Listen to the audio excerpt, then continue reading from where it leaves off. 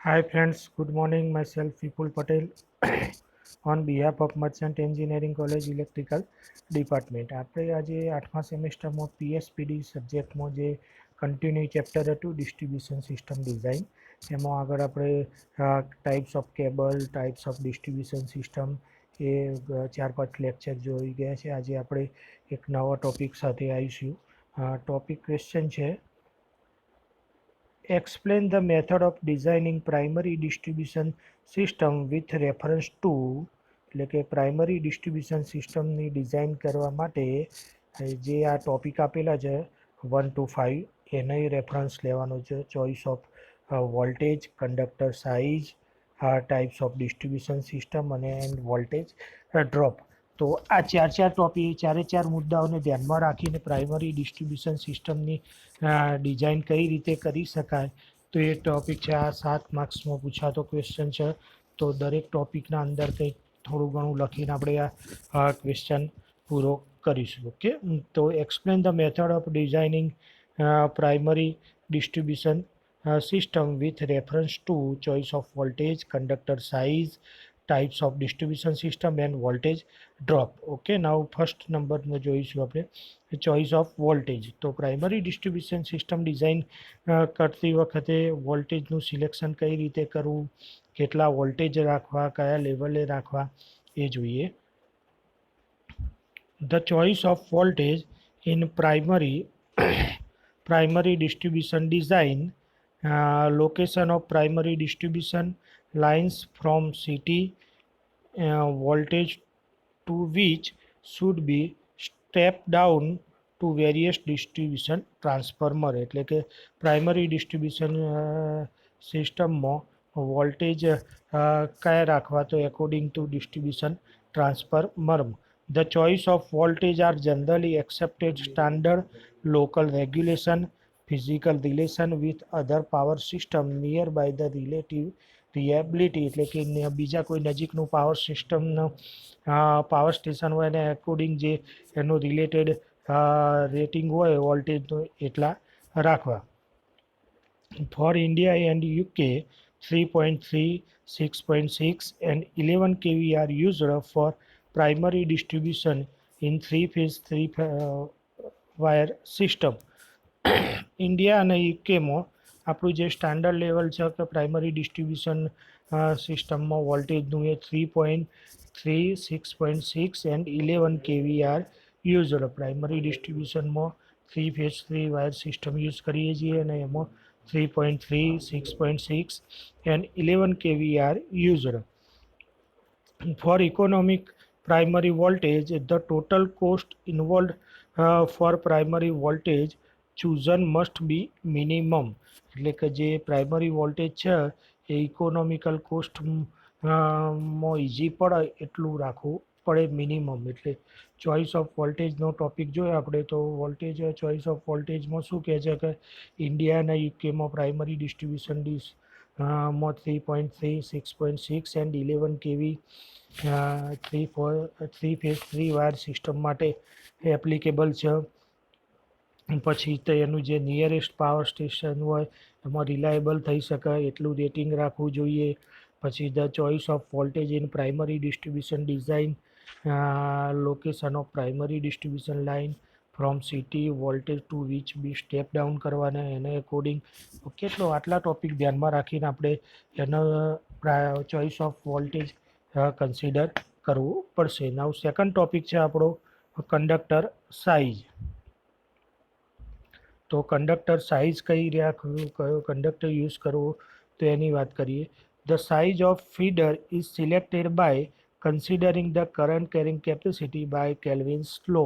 એટલે કે આપણને ખબર જ છે કે ફીડર શેના ઉપર ડિપેન્ડેડ છે તો કરંટ કેરિંગ કેપેસિટી. ફીડરનું મેઇન રેટિંગ શું છે કરંટ કેરિંગ કેપેસિટી. તો કેલ્વિન્સ લો પ્રમાણે ફીડરની કરંટ કેરિંગ કેપેસિટીના એકોર્ડિંગ કંડક્ટર સિલેક્ટ કરવો.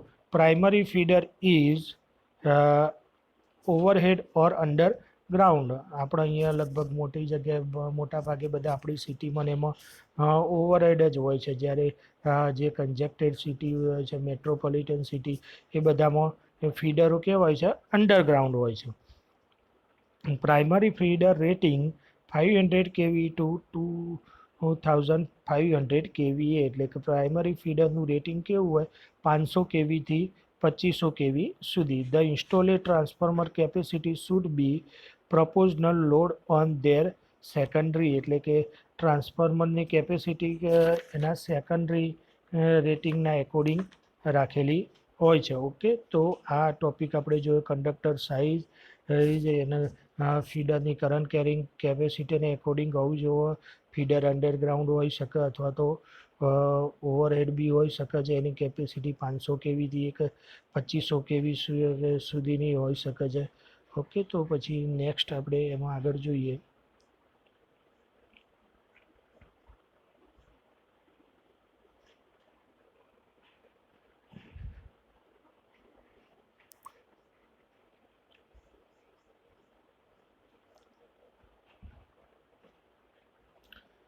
Installed transformer capacity can be used as base for calculating current and drop, એટલે કે ટ્રાન્સફોર્મરની કેપેસિટી કેવી હોય એના વોલ્ટેજ ડ્રોપ અને કરંટના એકોર્ડિંગ હોવી જોઈએ. Distribution system design four total voltage drop of 8 to 10%, એટલે કે ડિસ્ટ્રીબ્યુશન સિસ્ટમમાં 8 થી 10% વોલ્ટેજ ડ્રોપ થાય ત્યાં સુધીનું એનું ડિઝાઇનિંગ હોવું જોઈએ. Primary feeder voltage drop from first to last transformer is 2 to 2.25. Secondary drop is 6%. Service connection voltage and drop is 0.5 to 1. એટલે આ જુદા જુદા તમને વોલ્ટેજ ડ્રોપના રેટિંગ આપેલા છે કે ડિસ્ટ્રીબ્યુશન સિસ્ટમ ડિઝાઇન કરવી હોય તો એના વોલ્ટેજ ડ્રોપ કેટલા હોઈ શકે. 8 થી 10% સુધી પ્રાઇમરી ફીડરના વોલ્ટેજ ડ્રોપ કેટલા હોઈ શકે, તો એ હોઈ શકે છે 2 to 2.5. સેકન્ડરી વોલ્ટેજ ડ્રોપ હોઈ શકે છે 6%. પછી સર્વિસ વોલ્ટેજ ડ્રોપ 0.5 to 0.1. આ ફિગરમાં જુઓ તમને અહીંયા જુદા જે એક ફીડર આપેલું છે બરોબર. એના પછી જુદા જુદા ટ્રાન્સફોર્મર આપેલા છે. ફર્સ્ટ ટ્રાન્સફોર્મર, આ લાસ્ટ ટ્રાન્સફોર્મર, એની સેકન્ડરી, એમાંથી જુદા જુદા રેટિંગ કરીને આપેલા છે. ફીડિંગ પોઈન્ટ, જુદા જુદા ટ્રાન્સફોર્મરની પ્રાઇમરી, સેકન્ડરી, એ બધું આપેલું છે. લાસ્ટ ટ્રાન્સફોર્મર, ટ્રાન્સફોર્મરની secondary, first transformer secondary, last transformer secondary, maximum voltage drop, આ ફીડરનું રેગ્યુલેશન આપેલું છે બરાબર. તો આ ટોપિકના એકોર્ડિંગ એના જુદા જુદા રેટિંગ હોવા જોઈએ. તમે આ ફિગર નહીં દોરો તો ચાલશે, પણ દોરી હોય 7 માર્ક્સમાં તો સારું લાગે. ઓકે, તો નેક્સ્ટ આગળ જોઈએ.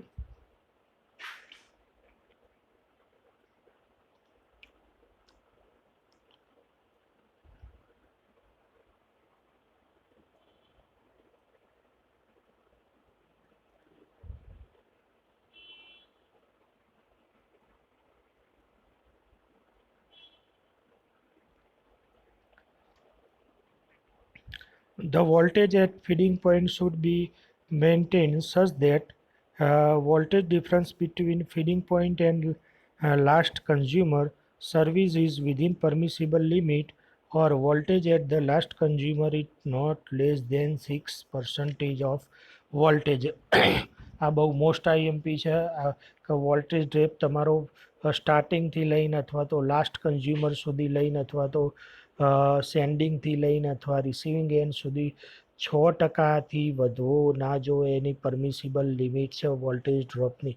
સપોઝ અહીંયાથી તમે 230 આપેલો હોય તો કન્ઝ્યુમર એન્ડ સુધી એને ±6%થી વધુ વોલ્ટેજ ડ્રોપ થવો જોઈએ નહીં. એ એની પરમિસિબલ મેક્સિમમ લિમિટ છે. +6 હોય કે -6 હોય બરાબર. તો એના 230ના એકોર્ડિંગ તમે +6 -6 કરી લો તો જે આવે એટલું એનો પરમિસિબલ લિમિટમાં હોવું જોઈએ. Types of distribution system. Types of system used for primary distribution are radial, loop or primary network. હાલ તમને જે વાત કરી ડિસ્ટ્રીબ્યુશન સિસ્ટમમાં જુદી જુદી રેડિયલ, પ્રાઇમરી અથવા લૂપ ડિસ્ટ્રીબ્યુશન સિસ્ટમને એકોર્ડિંગ હોવો જોઈએ. The system has good reliability, efficiency, flexibility, voltage regulation with maximum overall economy. એટલે કે સિસ્ટમમાં રિલાયબિલિટી, ફ્લેક્સિબિલિટી, વોલ્ટેજ રેગ્યુલેશન એ અકોર્ડિંગ ઇકોનોમિકલ પોઈન્ટ ઓફ વ્યૂના અકોર્ડિંગ હોવું જોઈએ. Radial system supply residential and commercial area and load density of 500 kV પર kilometre. એટલે શું કહે છે કે જે રેસિડેન્શિયલ અથવા કોમર્શિયલમાં રેડિયલ સિસ્ટમ આપણે ડિસ્ટ્રીબ્યુશન સિસ્ટમ એપ્લાય કરીએ છીએ કે એની ડેન્સિટી કેટલી આવી જોઈએ કે 1500 કિલોવોટ પર કિલોમીટર, એટલે કે પર કિલોમીટરનો એરિયા હોય એના 1500 કેવી સુધીની ડેન્સિટી હોય તો ત્યાં સુધી રેડિયલ સિસ્ટમ રેસિડેન્શિયલ અને કોમર્શિયલમાં એપ્લાય કરી શકીએ છીએ. Loop radial is use for continuity of bulk power primary network use where the load density of 2000 kVA per kilometer is extended 3000 kVA પર કિલોમીટર. એટલે કે પ્રાઇમરી નેટવર્કમાં લોડ ડેન્સિટી 2000થી 3000 કેવીએ સુધી હોય તો ત્યાં સુધી આપણે એપ્લિકેબલ કરી શકીએ છીએ. ઓકે, તો આ પ્રમાણે types of distribution system load ડેન્સિટીને એકોર્ડિંગ ચોઇસ કરવાનું રહેશે. Now last topic છે voltage drop. If the primary voltage drop between the first and last transformer exceed to 2%, now it is reduced by following method. એટલે કે primary voltage drop 2% હોય તો એને આ જુદી જુદી મેથડો આપેલી છે એની મદદથી આપણે ઓછો કરી શકીએ છીએ. પહેલું એક રીએરેન્જ ધ સર્કિટ, એટલે સર્કિટને રીએરેન્જ કરો. સેકન્ડ છે ઇન્સ્ટોલેશન ઓફ એડિશનલ કંડક્ટર, એટલે કે નવા એડિશનલ કંડક્ટર એડ કરો. કંડક્ટર એડ કરો તો વોલ્ટેજ ડ્રોપ ઘટશે. થર્ડ છે installation of feedback two avoid the long length, એટલે કે લાંબા અંતર એવોઇડ કરો. રિપ્લેસમેન્ટ ઓફ કંડક્ટર, એટલે કે કંડક્ટર તમારા બગડી ગયો અથવા જૂના થઈ ગયા તો એને રિપ્લેસ કરો. ઇન્સ્ટોલેશન ઓફ બૂસ્ટર, એટલે બૂસ્ટર, પછી કેપેસિટર, પછી installation of additional substation.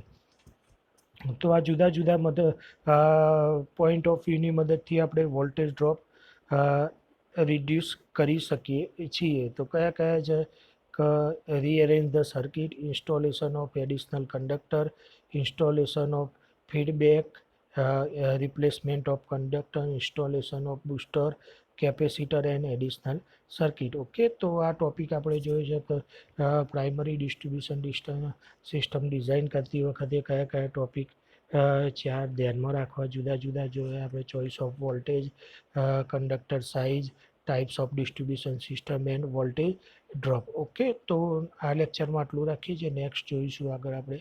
Thank you.